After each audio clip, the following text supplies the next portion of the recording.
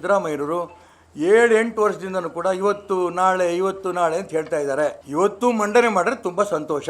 ಇದಾದ್ಮೇಲೆ ವಿಧಾನಮಂಡಲಕ್ಕೆ ಬರಲಿ, ಅದು ಚರ್ಚೆ ಆಗಲಿ, ಸಾರ್ವಜನಿಕರ ಮುಂದೆ ಚರ್ಚೆ ಆಗಲಿ. ಯಾವುದು ಸರಿ ಇದೆ, ಯಾವ್ದು ತಪ್ಪಿದೆ, ಚರ್ಚೆ ಆಗದೆ ಯಾವುದು ಹೊರಗೆ ಬರಕ್ ಸಾಧ್ಯ ಇಲ್ಲ.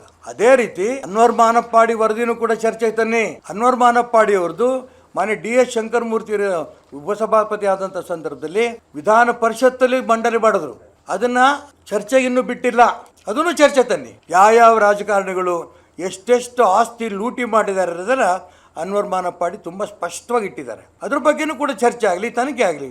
ಉಚ್ಚ ನ್ಯಾಯಾಲಯದ ನ್ಯಾಯಮೂರ್ತಿಗಳ ಹತ್ರ ನಮ್ಮ ಡೆಲಿಗೇಷನ್ ಹೋಗಿ ಬಂದ ನಂತರ, ಲೋಕಾಯುಕ್ತ ಹತ್ರ ಹೋಗಿ ಬಂದ ನಂತರ ಅವ್ರು ಇದೆಲ್ಲ ಕೊಟ್ಟು ಆಮೇಲೆ ನಾವು ಮುಂದೆ ಈ ಥರದ್ದು ಇನ್ನೂ ನನ್ನ ಗಮನಕ್ಕೆ ಇನ್ನು ಬಂದಿದೆ, ಅದನ್ನು ಕೂಡ ನಾನು ಉಳಿಸಿ ಕಾರ್ಪೊರೇಷನ್ ಆಸ್ತಿ ಮಾಡೋದಕ್ಕೆ ಹೋರಾಟ ಮುಂದುವರಿಸ್ತೇವೆ.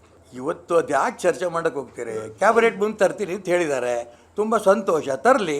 ಎಲ್ಲ ಸಮುದಾಯಗಳು ಚರ್ಚೆ ಮಾಡಲಿ, ಯಾವುದಕ್ಕೆ ತಪ್ಪಿದೆ, ಯಾವ್ದು ಸರಿ ಇದೆ. ಯಾವುದು ಮಂಡನೆ ಮಾಡ್ತಿದ್ದಂಗೆ ಜಾರಿ ಬಂದಂಗೇನು ಏನಿಲ್ಲಲ್ಲ. ಅದಕ್ಕೆ ನಾನು ಹೇಳ್ತಿರೋದು, ಇಲ್ಲಿ ಮೇಲ್ಜಾತಿ ಕೆಳಜಾತಿ ಅಂತ ಹುಟ್ಟಾಕಿದ್ದ್ಯಾರು? ಇದೇ ಕಾಂಗ್ರೆಸ್ಸಿಗೆ ತಾನೆ, ನಿಮ್ಮವರೇ ಮುಖ್ಯಮಂತ್ರಿ. ಅಲ್ಲೇ ಕೂತ್ಕೊಳ್ಳಿ, ಚರ್ಚೆ ಮಾಡಿ. ಕ್ಯಾಬಿನೆಟ್ ಚರ್ಚೆ ಮಾಡಲಿಲ್ಲ ನೀವು? ಯಾಕೆ ಜನರನ್ನ ಗೊಂದಲಕ್ಕೆ ಹಿಡಿದು ಇಡೀ ಸಮಾಜವನ್ನು ಹೊಡಿತೀರಿ ಜಾತಿ ಅಂತ? ನೀವು ಜಾತಿ ಜನಗಣತಿಯನ್ನು ಹಣ 180 ಕೋಟಿ ಖರ್ಚು ಮಾಡೋದಕ್ಕಿಂತ ಮುಂಚೆನೇ ಯೋಚನೆ ಮಾಡಬೇಕಿತ್ತು. ಸಮಾಜ ಒಡೆಯುತ್ತೆ ಇಲ್ಲ ಅಂತ ಎಲ್ಲ ರೆಡಿ ಮಾಡಿ.